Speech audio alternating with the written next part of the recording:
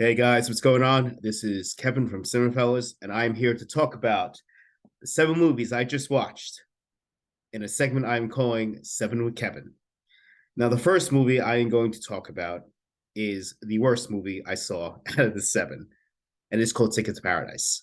Now, before I rip this film apart, I will say that I'm happy this movie made $150 million. It shows that you don't need a superhero or your big franchise to make a big movie at a lot of money. People will come out if the stars are good and the genre is well done, but unfortunately, I don't know what people are thinking with this movie. This movie sucks. This movie is C level 90s comedy. This movie would have been bad in the 90s and the early 2000s when this genre was king. Now you got two great actors, Julia Roberts and George Clooney, Oscar winners, likable people, have starred in many films, have done this before, have done it a lot better. This movie is just so dreadful and unlikable. They are playing two characters who are just awful people and not fun to watch. I don't see the appeal in these people. Yeah, it's pretty locations, it's a typical story. Like I said, that we've seen done 1,000 times before. Like it is one of the worst movies I've seen for 2022. It will probably be on my list, which is coming. It's gonna be a while, but it's coming. But I'm gonna give this 1 out of 5 stars. It is bad. It is bad. Now, the next movie I'm gonna get flack for from a lot of people, including some of the guys on the site. It is Bullet Train. Like Ticket to Paradise, this movie has a great cast: Brad Pitt, Joey King, Brian Terry Henry, Aaron Taylor Johnson. There are a few surprises in this one too, including the villain at the end, who I really like, and I always like when this guy shows up, especially when he's given a chance to just like act crazy and experiment with the material. But this movie is completely style over substance. It's stupid. It borrows from so many movies before it that did it better, and it reaches Fast and the Furious stupidity with the logic. Like some of the fighting, I'm like, okay, it's over the top, but I'll let it slide. By the end of the movie, when a character is flying through a train that goes off a track and kind of gets up and is not hurt, I kind of like checked out and said, okay, this is not for me. And unfortunately, I'm going to give this 1.5 out of 5 Brad Pitt hair pieces. The next film, Logan and Henry basically reviewed. It's called Empire of Light. Sam Mendes, who directed 1917, American Beauty, Jarhead, he does this one. It is about a movie theater in 1980s England, and Olivia Colman plays one of the employees, and she is mentally unstable. One moment she is happy, the other moment she is extremely sad and angry. She does it great. Olivia Colman's great. But the one performance I really liked was her co-star, Michael Ward, who plays a young man who is waiting to get into college and needs to work, and he applies to the movie theater and they start a relationship. And it's a well done story. It's not going to change the world. It's not going to win Oscars. It's a slow burn at times. But the real stars in this thing are who are behind the scenes. You have, as I said, Sam Mendes, who directs this thing really well. You have Atticus Ross and Trent Reznor, who did the score. You might remember them from Social Network, Girl with the Dragon Tattoo. This score is not crazy like that. It fits the subtle nature of this film, but the real star here is Roger Dinkins. Roger Dinkins' cinematography is it's amazing. I watched this movie on my phone at the gym. I kind of wish I watched this in the theater because that's how beautiful it is at points. He can make anything look good. He can make my house, which I think this wallpaper is from like the 90s. He can make this room look amazing, and it's a visual treat. But that's not to take away from Coleman and Michael Ward. They're great, and the story's simple, but it's effective. And I'm giving this 3.5 out of 5 Michael Ward hair pieces. Now the next one is The Menu. A lot of you have probably seen this already. I'm a little late to the game. I avoided spoilers for this, and I'm glad I did because I did not know where the hell this was going for most of it. Ray Fiennes is insane in this movie in the best possible way. He messes with people. Again, you got an all-star cast. You have John Leguizamo, Judith Light, Anya Taylor-Joy. I who played Beast in X-Men. I'm basically forgetting his name at the point, but he's good, and he was a Mad Max too. But he's very good.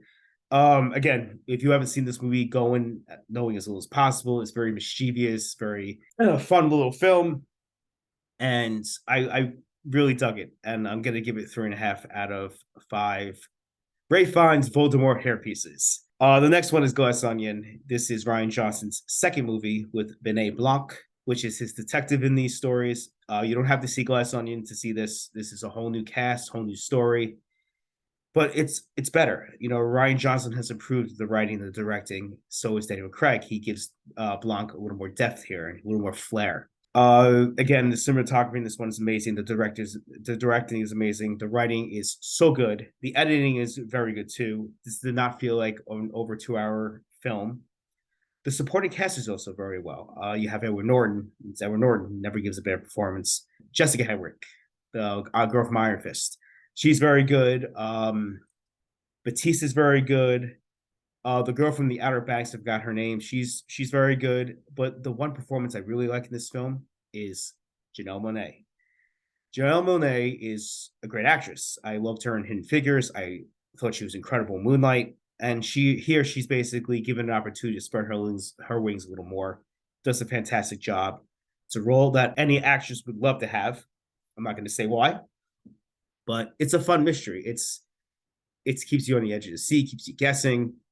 It's beautifully filmed, as I said, and it's probably one of my favorites of the year. I really enjoyed this movie. It's a lot of fun, and I'm giving it 4.5 out of 5 Benoit Blanc hair pieces. Now, the last two films I'm going to talk about are Till and The Woman King.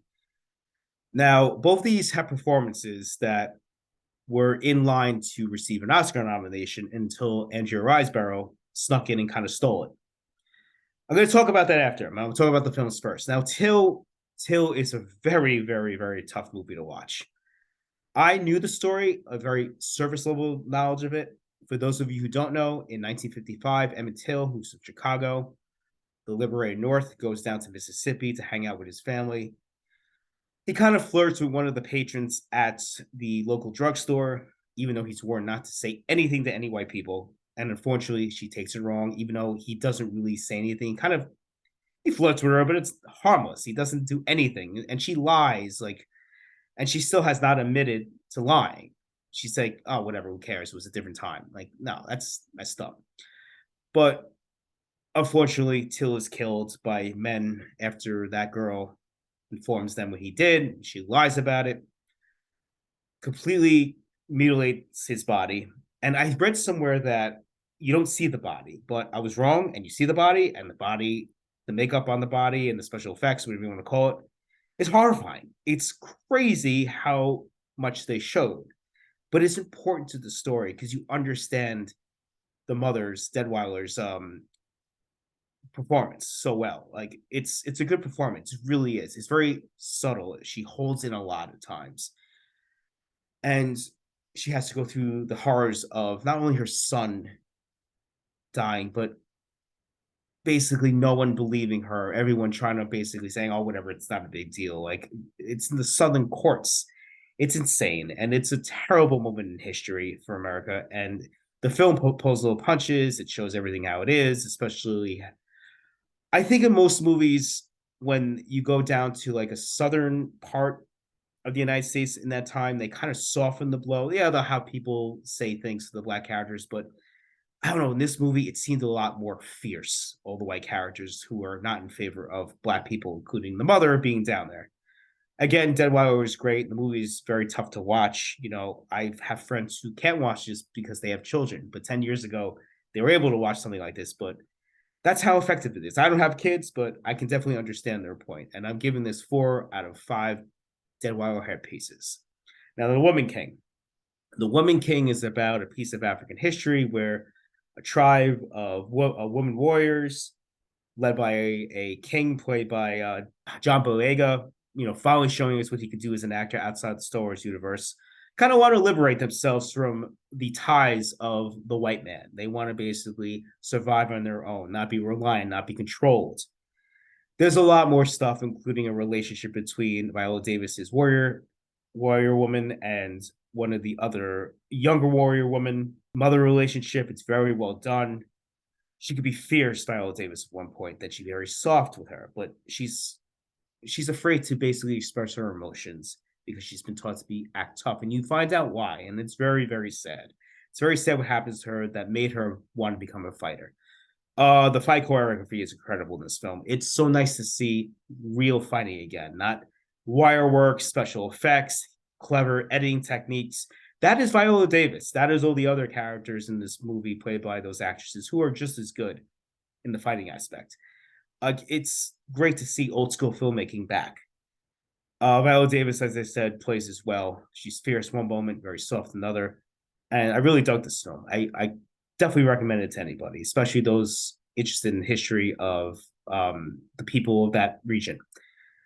And I'm going to give this one 4.5 out of 5 Viola Davis Woman King pieces. Now, before I sign off, I just want to talk about who I think deserves a nomination. If you've basically been under a rock, Andrea Riseborough, people say, kind of swooped in and stole it from, the front runners for that award. Nominee was Viola Davis and Danielle Deadwyler for Till. After seeing these 3 movies, making an assumption of my own, I go with Davis. Deadwyler is good. If you think Deadwyler is great, that's great. But I think Davis is great. Riseborough was good, but I wasn't really blown away like I was with the other 2. Deadwyler was more subtle. Davis is more fierce. But, I picked Davis. What do you guys think?